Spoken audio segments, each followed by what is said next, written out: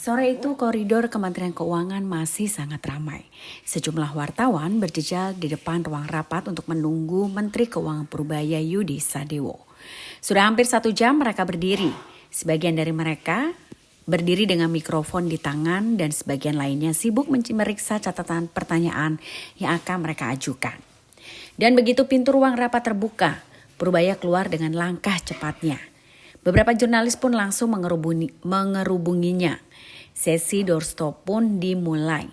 Suara, kilatan, kamera bercampur dengan pertanyaan bertubi-tubi soal rapat dengan Direktur Utama Pertamina yang baru saja usai.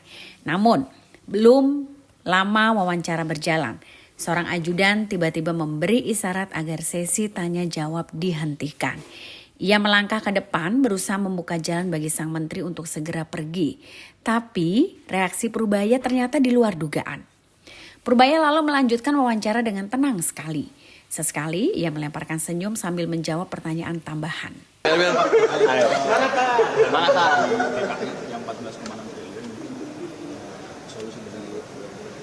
Ya sudah, santai saja.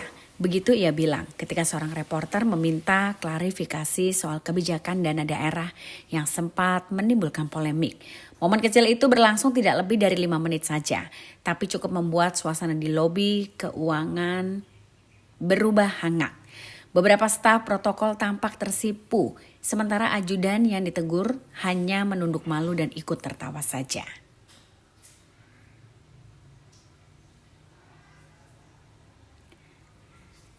Biasanya begitu ajudan bilang selesai, menterinya akan langsung jalan.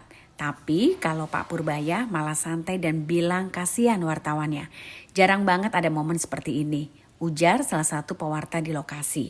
Dan bagi para jurnalis yang terbiasa dengan jadwal ketat pejabat negara, kejadian semacam ini menjadi jeda manusiawi di tengah rutinitas yang kaku. Yang salah di bea cukai dilindungi apa enggak? Saya bilang enggak, kalau salah aja. Ini mungkin salah satu implementasi kerjasama itu. Saya nggak tahu detailnya seperti apa, saya tunggu dari Pak Jaka kan lagi di daerah. Saya tunggu informasi dari Pak Jaka untuk lebih lanjut. Ada kasus-kasus tertentu yang dilaporkan Pak? Gimana? Nggak tahu. Apa terkait penangkapan besar-besaran itu ya? Belum. Cukai belum. Pak, dulu mereka nunggu lama, kasihan. Pak, lu kenapa nyuruh gue pulang?